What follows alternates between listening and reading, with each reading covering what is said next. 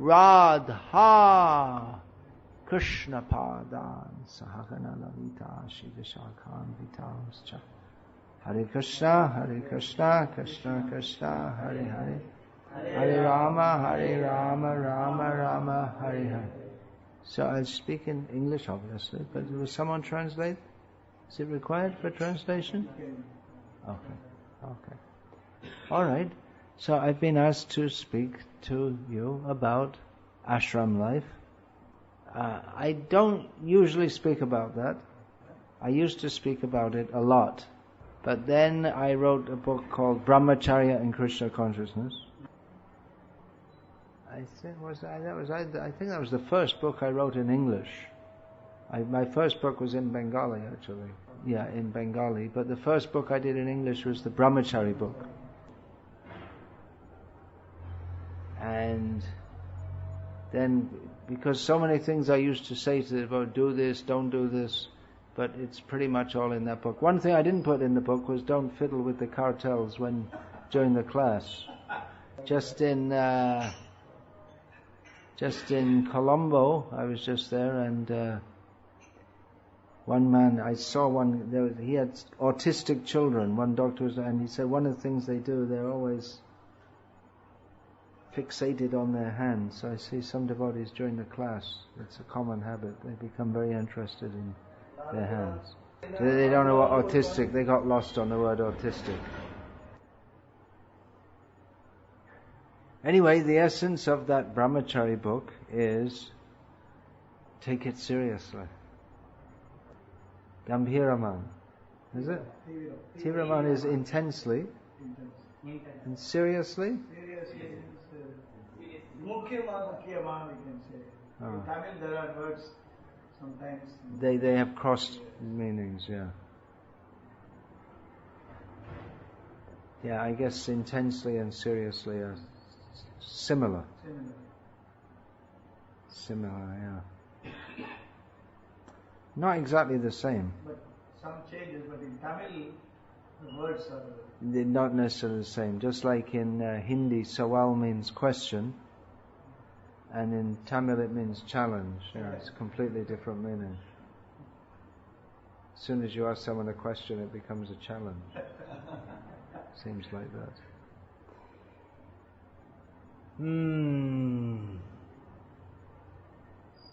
The motto for taking Krishna consciousness seriously is Hridayam adyam sulabham sudurlabham plavan sukalpo guru karnadharam mayanukulena nabhasvateritam puman bhavabdhim nataret sa atmaha. This is a verse from the 11th canto of Bhagavatam. One of the things as brahmacharis you can do with your sharp brahmachari brains is to memorize shlokas. Tivra you can also say Tivra buddhi, means sharp intelligence. In Tamil you can say, yeah. No, I'm not trying to catch you out again, but at least in North Indian Englishes you can say Tivra buddhi, means sharp intelligence. So this verse, the translation of it is as follows, that having attained the human life, that's the first advantage, because it is very rarely attained. But now we got it. We don't have to think how I got it. We're now in the human form of life. It is meant for crossing the ocean of material existence. Bhima Bhavarnavam. There are many, Samsara Sagar. There are many descriptions. One of them is Bhima Bhavarnavam, the terrible ocean of repeated birth and death. Bhavarnavam. That's from Shankaracharya, actually. So the human form, the human body is compared to a boat which is suitable for crossing the ocean. And the guru, if you also happen to have a good guru, then he's like the good captain for taking the boat across the ocean. And Krishna's instructions in Shastra, they're like the favorable winds which help to blow you across. So if we have all these advantages and we still fail, we don't take advantage, then it is just as if we are killing ourselves. So this is not only for ashram niva or those who live in an ashram. Actually, everyone's supposed to live in an ashram. It's not necessary either brahmacari ashram, grihastha ashram, vanaprastha ashram, sannyas ashram. It's not just a building, but it's a state of consciousness. But the brahmacari ashram is especially meant for spiritual training and commitment. Samarpanam. That's why we know in the story of there was the butcher, he said, don't live and don't die. The prince, Jivova Marova, yeah. The prince, he should live forever. The brahmachari, you can die just now, because anyway, you're in a good position, you can die now. Now for the Raja, for the butchers, don't live and don't die. Don't live and don't die. And for the sadhu, it's you can live or die, either. No, the brahmachari is different from the sadhu. So the prince, he should live forever, because he's enjoying life now, but once he dies, he has to suffer so much for his sinful activities. The sadhu, he can live or die, because when he's alive, he's serving Krishna, he's in bliss, and when he dies, he's serving Krishna, he's in bliss, it's all the same. He's jivan mukta. Iha yasya harer dasya karmana manasagira nikhilasyapyavasthasu jivan mukta sa uchyate. Even in this world, iha, who is fully absorbed in haridasya, service to the Supreme Lord Hari, with his activities, his mind, his words, in all situations, such a person is known to be liberated in this very life. In all situations? He is liberated in this very life, whatever he may be doing. Then for the butcher, don't live and don't die. His life is simply ghastly. And when he dies, he has to suffer so many sinful reactions. And for the brahmachari, better die now, because he's very well situated, so he can, if he dies now, he'll go back to Godhead. But later, you don't know. When he comes out of the brahmachari ashram and gets married, then he may get involved in so many things, and he may not become a sadhu. The brahmachari life is meant to be very pure. Many years ago, I remember, this was before the word internet even existed, and we used to get news of Prabhupada by one newsletter would come out, BBT newsletter. Sometimes they'd give news of Prabhupada, what he was doing. So in those days, Srila Prabhupada, he used to speak about different things, but many things we didn't have much idea about. Srila Prabhupada was going on, we didn't have so many books. He was going on translating the books. So it came out that in one conversation, one devotee had asked Srila Prabhupada if Gurukul is mentioned in the Srimad Bhagavatam. Because it's mentioned in the 7th canto, but that hadn't been translated at that point. So Prabhupada said yes, and he spoke this verse. Brahmacari Gurukule Vasandanto Gurur Hitam Suhridam Dasavanacharam Nicho Suhridam Sudridha Guru Sohridham. So that the brahmachari lives in the place of the guru, controlling his senses, and he acts only for the benefit of the guru. He's trained to think not what I want, but what does my guru want me to do. He behaves like a menial servant. Sudrira Guru Sohridam, and very strong sense of intimacy with the guru.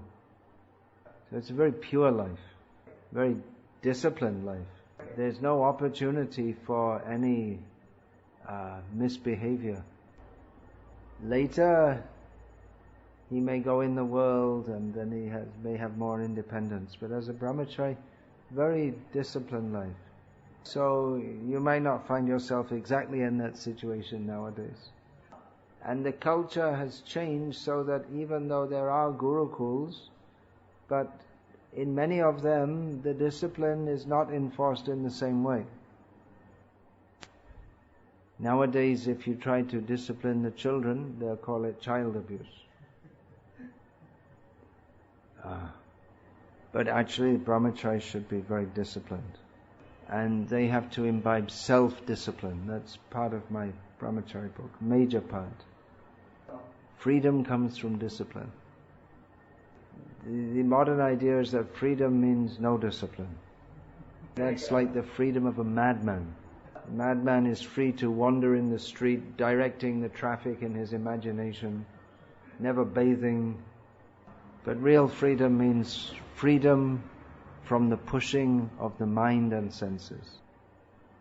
That comes by discipline and especially self-discipline.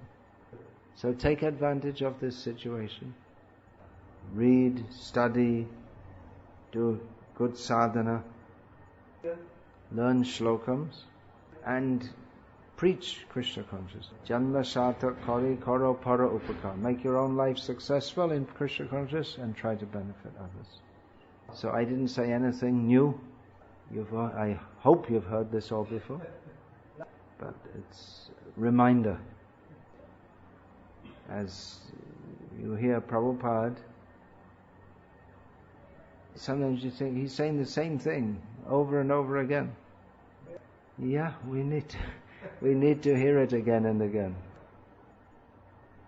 You're not this body. You're not this body. You're not this body. We may go on hearing 30 years, 40 years. Sometimes you say, oh, I'm not this body. Oh, yeah, okay, now I am. It seems like I'm this body. It's rather hot here, isn't it? It's late September evening and the temperature's what? 30 plus? Too hot. But how do you feel that? It's only the body. But I'm not the body. But I certainly feels like I'm the body. So yeah, we feel it with the body, but Krishna advises, don't become disturbed. Sukhe dukhe samaya kritva. Happiness and distress, be equal in both. So we experience through the body, but we have to go on serving Krishna in all circumstances. I experience through this body heat and cold, health and sickness, honor and dishonor, man, apaman, all these things. That's the mind, body, mind, yeah. But I'm not the body. I'm spirit soul, servant of Krishna, so I have to serve Krishna. It may be hot, may be cold, may be happy, may be distressed, have to serve Krishna. So should we go to that other program? While we are going preaching, we face many difficulties. So how can... So sit in the ashram and drink 7-Up. When we face difficulties in preaching. So what shall we do?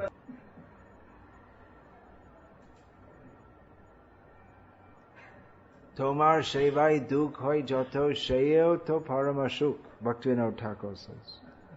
Difficulties encountered in your service are the highest happiness.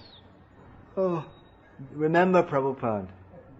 Whatever difficulty we face, it's nothing compared to what Prabhupada faced. What difficulty he went through to give us the great opportunity to face difficulties in preaching.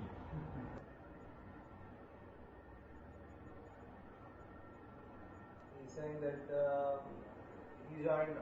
he did not have this opportunity to study in the Gurukul and all that. So they came in the age of 25 or so. and for 6 months he feels like Brahmacari, and then again there's Maya. Yeah.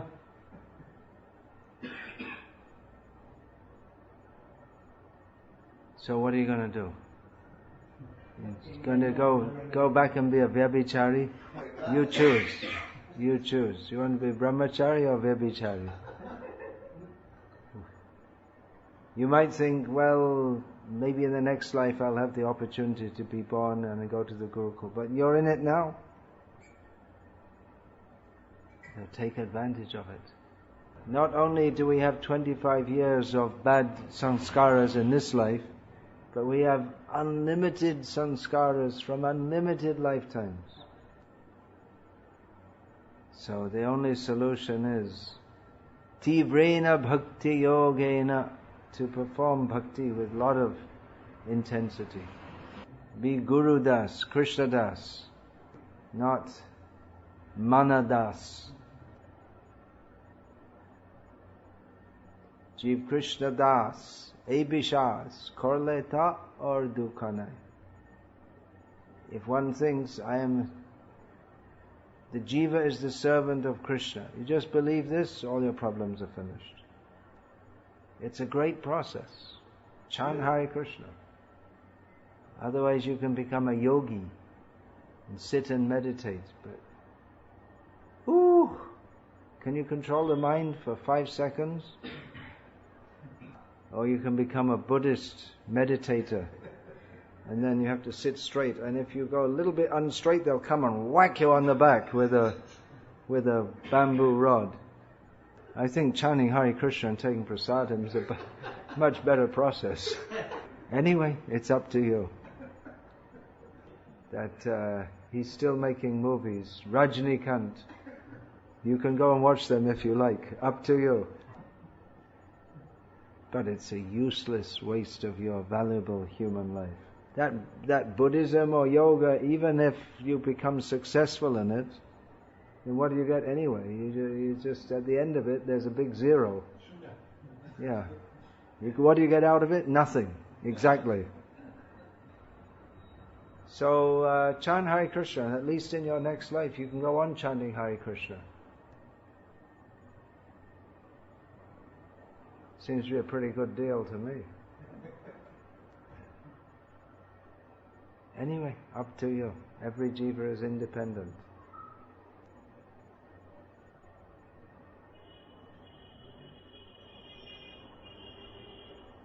Even after practicing for so many years, do not realize that we are not this body. So how much more should I do to realize that I am not this body? Just as evident. Just go on as long as you need.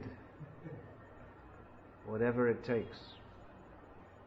But you realized, otherwise why are you going on with this? Some realization, it must be. It's just a difference between pakka and apakva. The mango is on the tree, may be apakva. But if it just remains on the tree, it'll become fully ripe. Yeah, we should move on. Holiness, Bhakti, Swami Maharaj.